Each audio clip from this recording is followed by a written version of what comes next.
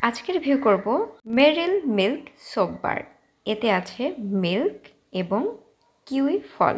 এটার ওজন 75 গ্রাম, দাম 45 টাকা। প্যাকেটে এখানে ডেট লেখা আছে, কেনার আগে অবশ্যই দেখে কিনবেন মেয়াদ ঠিক আছে কিনা। দেখতেই পাচ্ছেন সাবান টিয়া কালার।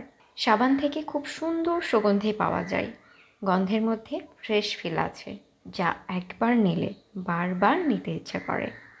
আমার তো বেশ ভালো লেগেছে। গোসলের পর বেশ কিছু সময় ধরে শরীর থেকে সুঘ্রাণ পাওয়া যায়। প্রথম কয়েকদিন কড়া সুগন্ধি ছিল, তারপর সুগন্ধি কিছুটা হালকা হয়েছে।